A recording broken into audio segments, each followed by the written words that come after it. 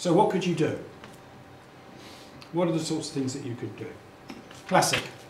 Don't know whether this is a good poster or not, but there you go. You have in your window a simple poster that says computer slow. PC health check, 50 quid. How could you improve that to explain value? What other words could you put on there to show that you might have some real expertise behind you? That you might do quite a lot of work for that £50. 20-point health check, 10 years experience. Here we go. Did you read the slides? No, sorry. 20-point expert health check. Only a few words, but you've immediately started to communicate that there's more about what you do than they might expect. In actual fact, you've given people a reason, even though they might not want a health check, to say, what's the 20-point stuff about? Tell me about that. You've started a conversation. And if you started a conversation, you should say that's about expertise. Because you can go into those 20 points. You can wax lyrical about those £20, about all the different things that you do. You're given a huge opportunity to display your expertise. How could you improve that one? To make it say, actually there's a bit more to me. Set up your requirements. Set up to your requirements. Nice one. Anything else? Sorry? Local service. Local service would be another angle. Yep, you're appealing to... Ready to use. Sorry. Right. Ready to go. Ready to go. Good, good. Guaranteed. Transfer your data. Okay. Free after sales support. Installed at your premises or house? Yep, those are all angles you could take. I chose to write it like this.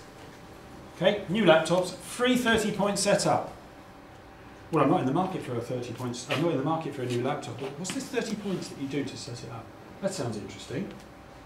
Later that evening, did you know I was talking to the guy in the PC shop? Just all these things he does, includes in the price. Next time, when we're buying stuff at Christmas, we must consider using them. Make it, like it's always been yours from only well no, I haven't put the word only in, from £225. Somebody mentioned something along the lines, yeah, like it's always been yours. Yeah. Strong selling messages. Yeah. Expertise to give me something that will be easy to use. I'll strap mine on here for you on your computer. Right. That's abstract. Okay.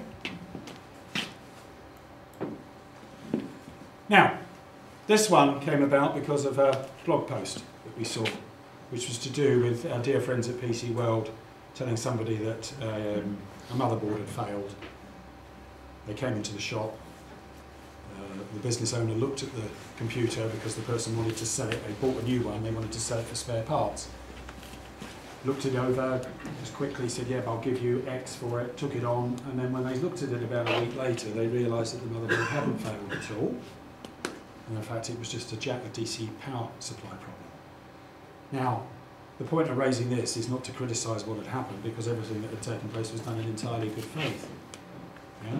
The issue is what's the bigger issue that's going on? The bigger issue that's going on is people getting bad advice. Yeah? Beware. You could be motherboard failed. Yeah? Free second expert opinion here. Sorry, second opinion here. Genuine IT expert. You're not selling a single product on that poster, but what you are doing is you're making people feel insecure, and you are giving them the answer that you can provide them with free advice, and that you are the person to do it. That's explaining your value. That's how you make this thing really genuine. That's how you help defend your prices, by doing things like this. Or other simple stuff. Try before you buy. Free advice and demos. I could have had ask in store. Same issue, isn't it? Genuine IT expert. Come in, try it out. I don't mind. I'm here to help you. But making a point of it. It's one thing to just talk about it. It's another thing to put a scrappy little bit of A4 up in a window that says it. And why do I use that phrase, scrappy little piece of A4? What's it doing to your reputation if you behave like that? It makes you look cheap. It's destroying your reputation. It's destroying the value in your business. It shows it comes in corners. Cutting corners. Where else do you cut corners? Yeah? You've got to professionally present your business. Try before you buy. Free advice and demos. Again, the whole issue of educating and helping people is massive for you. It's the biggest area of opportunity you've got. Yes, sir. I just wanted to ask you about that, 3 second opinions, that sort of thing. How can you make any money out of that? For example, if you got 5 machines that came in and they all actually had failed motherboards, Right. and the time you spend on it, I know it's probably a good thing, but you're actually making anything out of it, are you? Not directly, no. Not directly, no. And this isn't necessarily, don't necessarily think about this as the direct consequence of someone coming in and asking about a motherboard failure. Yeah. What you're doing is creating inquiry. Right. Yeah. Yes, you don't want to invest huge amounts of time in looking at stuff that is broken and you can't. Yeah. Correct, absolutely. So you have to find a way of doing it reasonably quickly. Yeah. But my point is here, you're positioning yourself as somebody that I'm open for you to approach me and ask me about a problem or issue you've got. And I'm happy to do it for free. Right? You need to draw a line in the sand at where that person might be taking you to the cleaners somewhat and say, look, the advice you're asking for now is at a level that I'm going to need to, if you want more, I'm happy to help you, but I'm going to need to charge you. That sort of thing. You need to decide what that is. Yeah? You understand? Somebody else have a hand up? Yeah. We came across that problem. We're giving free diagnostics and things like that, and people would come in, have work done, and then take it away, and not have, have the diagnostics done, take it away, and not have the work done with us. Right. So we introduced a 3-point charging system. Good. Starting at £10 and working its way up to Good. per hour rate for diagnostics, and people accept it, and they're more than happy. Yeah. So that works for us. Yeah. That's a way of getting away from doing free estimates, of which And there- 10 quid. I mean, people quite happily pay £10 to know what's wrong with the system. Yeah. I didn't talk about the blog before because people know about it already. One of the latest blogs is how to do away with free estimates. You don't need to be doing estimates free. You can make them pay. But it's all about how you sell what you're going to be doing. And the blog tells you about what the business I went to speak to does about it and how they learned. There's some very interesting behaviours that they do. Anybody else? I was just going to say, we just simply like, if we diagnose something and we put a £20 charge on it, or we do a site survey and there's a £40 charge, if they go ahead with that quote or they buy something here, we simply You waive it. refund that again. Yeah. It's a level of commitment, isn't it? Yeah. Getting people to pay up front again, very important. Yes, sir. I thought it was a good idea because it actually means you can have, assuming you had 5 of these machines and it's got 5 people that stand in the shop but actually look at the computer. Well, yeah, that you can sell to.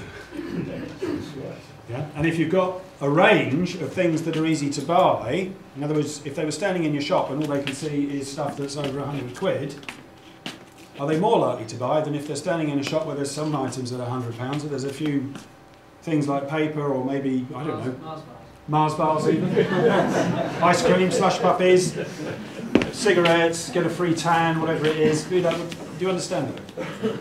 It's about taking advantage of the footfall. One of your biggest issues is turning strangers into customers.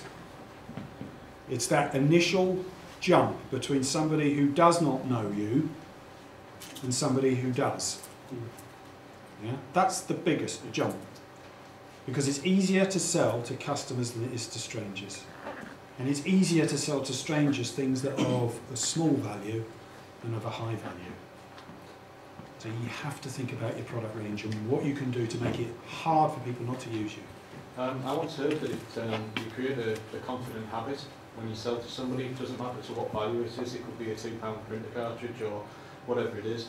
But once you've actually sold to them once and they've had a pleasant experience, irrespective of the price of what you're selling to them, they have a confident experience. So then it makes it easier for them to buy it from you, and it makes them more likely to buy. Yeah, if you've got a 20-point health check, put it on a form. Not just put it on a form, blow it up, have it on the wall. This is our 20-point health check. These are the points that we cover. Okay, maybe you don't do that. Have a copy available on the counter. So when somebody comes in and talks about it, if they look like they're somebody who would appreciate the detail of something like this, you can run them through it. Yeah, we test your hard drive. How'd you do that? Oh, interesting. And we go down, we test your charger. Oh, is that a pack test? Well, not quite, but we do. This is what we do. All right. And what's the webcam? How do you test the webcam? Those people that are interested in that level of conversation will have it. And the fact that you've got it there and you've set it up makes you look professional, gives you the opportunity to demonstrate unprompted. course, this won't necessarily be right for everybody. Yeah? There'll be customers who come in where this will be far too much information, where you just simply say, we do a 20-point health check where we look at your hardware and your software. That might be all it is. These are the kinds of things that make you more convincing and make people more likely to buy from you.